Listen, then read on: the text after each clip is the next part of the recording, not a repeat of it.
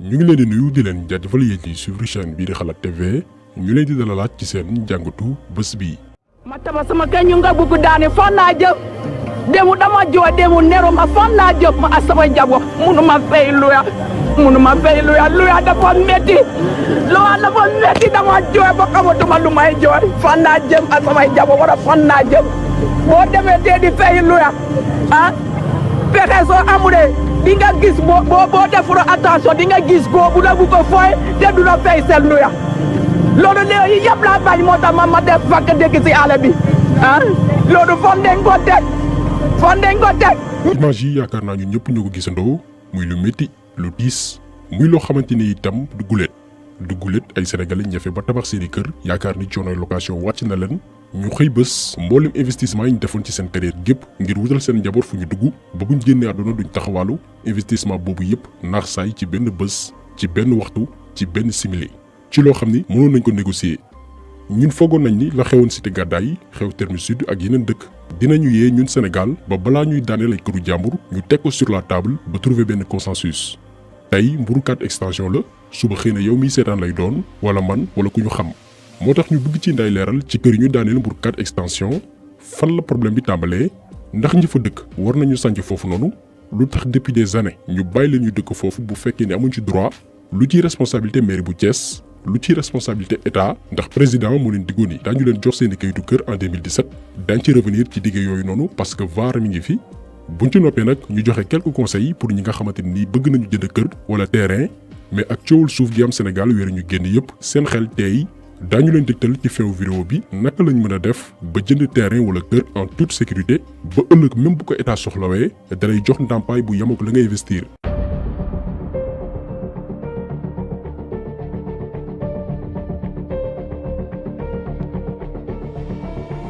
dañuy taxaw d'abord ci zone bi jur coow tey muy Mbour 4 extension te ñu daaneel fa ay kër yu bëree bëri li mat a leeral mooy foofu nga xamante ni kër yi nekk nañ fa forêt classée la patrimoine la boo xamante ni état mu ko moom ñun sénégalais yëpp ñoo ci bokk yem comme tey forêt classée de Mbao ak yeneen zone yu ni mel donc li ñu war a comprendre mooy ña fa dëkkoon ci forêt classée la ñu ñëw tabax fa seeni kër kon képp ku fa mosoon dëkk boo defoon say gëstu di nga xam ni état mën na xëy bés nangu suuf si parce que moo ko moom ñun ñëpp ci bokk yem mais pàcc boobu noonu dafa am problème bi mooy état dafa am ay bànqaas yoo xamante nii ñooy ceetu dëkkuwaay yi fépp ci Sénégal benn bi mooy DSCOS ñaareel bi mooy DGUA muy direction générale de l'urbanisme et de l'architecture ñetteel bi mooy maire yi nga xamante ni ay bànqaasu état lañ ci goxeek goxaat yi kon bu fekkee ni lu ëpp 2500 familles ñaari junneeg juróomi téeméeri njaboot depuis 1999 dëkk nañ ci benn bërëb boo xamante ni ab forêt classée la parce que d'après nos informations depuis 1999 ay njaboot ñi ngi dëkk ci zone boobu noonu kon bu loolu yëpp amee cela veut dire que bànqaasu état yi nga xamante ni ñoo war a ceytu dëkkuwaay yi dañu faillir à leur mission defuñ seen liggéey ndax seetaan nañ ay famille di évoluer ci benn gox ci benn bërëb ba nekk ay junni njaboot ci fi nga xamante ni mooy Mbour 4 extension ba ci année 2006 yi mairie baa ngi dagg ay terrain di joxe loolu population bi ci boppam ñoo ko wax. xam nga bu ñuy wax Mbour 4 extension la fii yëpp Mbour 4 extension la parce que pour rappeler autorités yi fi nekkoon 2006 ñoom ñoo fi daggoon mu nekk si forêt classée. indi nañu courant comme dañ koy toj woon waruñu indi courant courant bi dugg na ndox mi dugg na waaye luñ koy tojee bu fekkoon ni ñoom dañ ñoo wax ni courant dañ koy toj ñu bañ a dugal courant mais loo dugal courant ba pare dugal ndox ngay toj ñun day jaaxle nañu. kon ñoo ko déggandoo ñenn ñi am nañ papier mairie rax ci dolli ñu indi leen courant indi leen ndox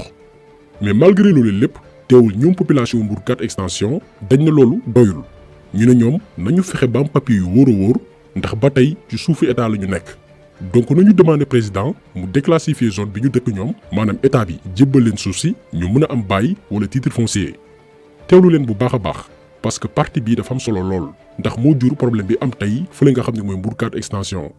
le 18 décembre 2017 Macky Sall demoon Thiès ngir amal pose première pierre benn usine buy traité ndox mu sell ñu koy wooyee KMS 3 image yaa nekk nii bés bii la woon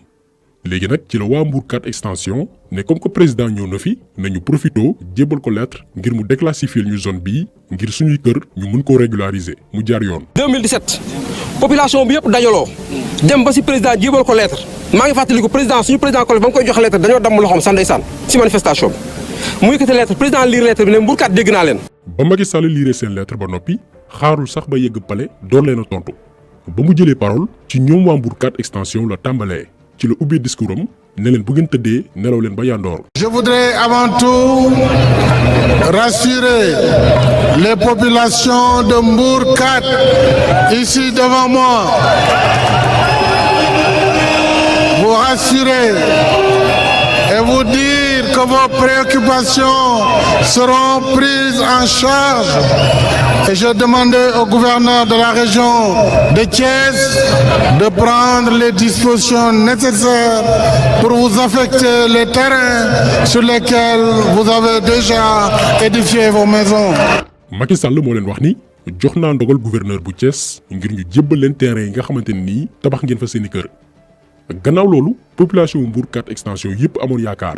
mais discours Macky Sall bi dafa tax ñu baree bari ñoom itam daw wutali Mbour 4 extension ndax dégg nañ ni président daf koy régulariser ñëpp daw wutali fa ay junniy doomi aadama ngir am fa kër. président moo diggee ci décembre 2017 ne bi ñuy lancé travaux KMS 3 muy wàllu ndox mi ne fële ñu tuddee Mbour 4 ak la ko wër dana ko régulariser loola dama anticiper woon ne leen yéen ñi nga xamante ni am ngeen ci lu ngeen ci bëgg teel leen a bind mairie ndegam su ngeen bindul mairie suñ ca yeggee kenn du leen ci boole effectivement nit ñi ñëw nañu bind boobu ay junni la man mi maa jëloon kayit yi dencal leen sama bopp. donc lii moo tax président war a sàmm kàddoom ndax waxam du waxu ñun sénégalais lambda yi du waxu ko amul benn ndombal tànk parole président dafa war a sacré ndax dafay incarner li ñuy wooye institution kaddu yi mu yëkkati woon le 18 décembre 2017 mu tax ay junniy borom kër dem installé wu ci Mbour 4 extension ñu dem ba tuddee zone boobu noonu fàq dëkk ñi nekk ci côté boobu noonu xam nañ bu baax li ñuy wax zone bi dafa demoon bañ tuddee ko fàq dëkk mais li gën a yéeme ci mbir yi mooy terrain yi nekk foofu noonu dafa am ñu ko gën a bëgg population bu fu nekk ndax ba leen président diggée ni daañu leen jox seeni kayit dafa am ay autorité yu tàmbale joxe ay lettre d'attribution maanaam di daggalaate ay terrain ci zone boobu noonu ñooñu nag bëgg a génne population ba fa nekk depuis des années ba am na ñu mës a jàpp foofu noonu ay mère de famille tëj leen ndax da ngay ñëw tabax am ko jugee fa la ñëw indi ay kayitam ne autorité sàngam moom ko signal ñu mabal sa kër. vraiment ñun ñu ngi ñuy sonal quoi dossier bi ñun xamuñu fu dossier bi toll dossier bi ni ñuy gën a demee ay lettre d'attribution di ñëw di ñuy sonal ci yóbbu di ñu yóbbu ay tribunal kenn amagul kayit ñun kenn amagul kayit. fekk na suñu kër ak ay kayit di ñoom kayit di ñoom moom terrain yi yóbbu ni gendarmerie fanaan naa gendarmerie ñaar fan maak sama doom ñu nangu terrain bi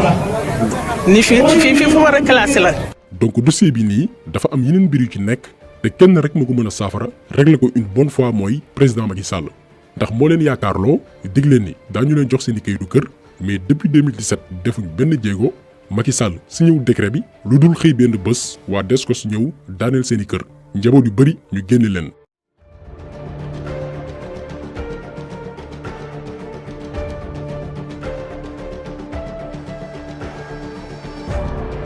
ñun day jaaxle nañu Macky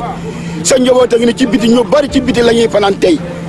Mbour 4 doole bi yëpp ci biti la ñuy fanaan ñu ngi lay ñaan ak ki nga yónni ak ki fii ñëw nga dimbali ñu ngir yàlla ay doomu aadama lañu loolu nañu ci biti la ñuy fanaan bu fekkee ne mën nga koo muñ nañ ñoo dajo xel di dem. lii xam ngeen ni teguñu ko fenn ndax kaddu président moo fa bàyyi ña fa nekk kon au moins waroon nañu xaar ba ñu régler la situation wala Macky Sall defaat discours ne leen maa leen diggoon dellu naa ginnaaw ci li ma waxoon. ñu leen di soog a envoyé sommation ngir ñu génne leen ndax waxtaan wax dëgg ci la ñoom ba léegi amuñ papier yu légaux ngir nekk fa ba tey zone boobu noonu forêt classée lañ ko mën a jàppee mais président bi leen dig ni daañu déclassifier zone boobu noonu moo yokk problème bi tax gannaaw ba mu leen diggee ba pare ñu bari tàmbalee tabax di xaar seeni kayit génn am ñu daw wutali fa ay junni doomi aadama jàpp ni foofu dëkku avenir la donc lii la ñu mën a jàpp gum ci li xew Mbour 4 extension moo tax ñu bëgg a profiter ci occasion bii nii pour leeral sénégalais yi quelques points dem ci njëndum kër wala terrain maanaam naka nga mën a def ba boo jëndee terrain wala kër nga tabax ci xel mu dal sécuriser li nga xam ni mooy sa investissement. boo jënd terrain wala kër li nga war a njëkk a laaj mooy ki la koy jaay yan papier la yor lii mooy première question te ci fànn woowu noonu jàpp leen ñetti papier yi ñu gën a ràññee ci njëndum kër mooy benn délibération ñaar bail ñett titre foncier bu dul ñetti papier yi jàppal ni yaa ngi dugal sa xaalis foo xamante ni risque la. délibération foo ko dégg mooy papier terrain bi wala kër gi mairie moo ko joxe buñ la ko jaay ba noppi da ngay dem ca mairie ba ànd ak ki la ko jaay boole kook acte de vente bi ak ay témoins su ko defee mairie effacé turam ki la ko jaay ci seen fichier def fa yow sa tur. sinon bu la jaay acte de vente kese nga dem sa yoon jàpp yor nga këyit même terrain bi mu la jaay mën na ko jaar yeneen doomi aadama yu bëree bëri parce que ba léegi turam mooy nekk ca mairie ba. te normalement sax bu lépp jaaree yoon délibération kenn waru koo jaay mairie moo koy joxe jox kay doomi aadama yoo xamante ni amuñ kër. mais Sénégal mooy dëkk boo xam ni dañuy sàggane benn mbir mu dem ba nekk norme mais ci yoon délibération kenn waru koo jaay ndax état moo ko moom donc loolu lu ñu war a xam la. am kër goo xamante ni papier bi délibération la taxul nga moom terrain bi ba tey moomeelu état la heure bu ci état amee soxla da koy jël ñu ci bari xamuñu loolu. beneen papier terrain wala kër mooy bail foo ko déggee mooy am nga droit de propriété ci terrain bi mais sous forme de location. par exemple terrain bi yaa ko moom pendant 30 ans jëm 20 ans bu weesu diir boobu noonu terrain bi dafay delluwaat ci moomeelu état am na nag yeneen procédure yoo war a suivre daan ci ñëw pour transformer bail bi en titre foncier. genre propriété boobu noonu muy bail boo koy jënd transaction bi ci kanamu notaire lañ koy defee yow ki lay jaay yéenay dem ci notaire ñu vérifier état de droit réel bi maanaam ndax ki lay jaay moom terrain bi notaire bi itam dafay vérifier ndax terrain bi wala kër gi taylawuñ ko banque bu ñu ci noppee nag notaire bi mooy suivre procédure yi ngir def li ñu woowee mutation. beneen papier kër wala terrain bi gën a wóor nag mooy titre foncier. papier la boo xamante ni daf lay permettre terrain bi wala kër gi nekk sa moomeel abadan donte moo gën a cher mais investissement bu sécurisé la ndax kenn du sañ a jóg attaqué la ne kër gi wala terrain bi maa ko moom du état du mairie du benn borom doole. genre kër wala terrain titre foncier aussi boo koy jënd da ngay def ci notaire yow ki la koy jaay notaire bi mooy dem domaine vérifier ba xam ki lay jaay terrain bi wala kër gi moo ko moom bu fekkee ni itam dafa taylawoon kër gi banque pour leb xaalis notaire mën na ko xam. bu lépp jaaree yoon nag ñu def lu ñuy woowee mutation maanaam dindi kër gi wala terrain bi ci tur ki la ko jaay def fa sa tur.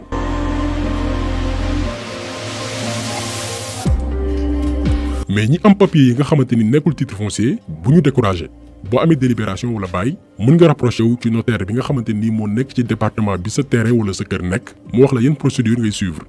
bu fekkee ni da nga am délibération nga mën a am bail boo amee bail nga toppaat procédure yi ngir am titre foncier.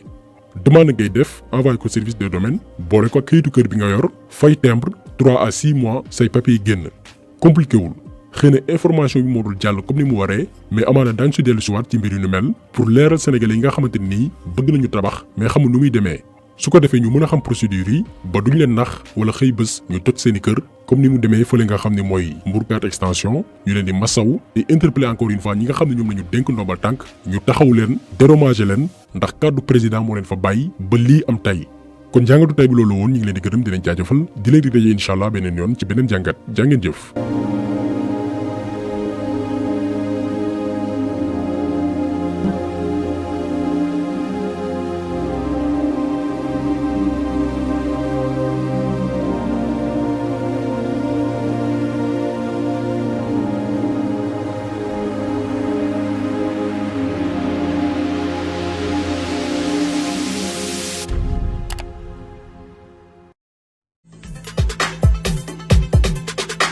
askanu Sénégal ak bitim réew seen site d'information bi di seninfo.net di yëngu ci lépp lu jëm ci wàllum xibaar ci internet bi ubbil na leen ay buntam ci www.seninfo.net ngir ngeen di mën di am bépp xeetu xibaar ca ba mu jotee ci ay anam yu wóor moo xam xibaaru politique la ci wàllu culture bi cosaan ak aada xibaaru tàggat yaram xibaaru diine ak lépp lu xew ci àdduna bi seninfo.net mën ngeen a abonné wu ci YouTube bi ngir xam li xew ci seen réew ak fépp ci àdduna bi saa su ne seninfo.net wéttali askan wi moo ko tax a jóg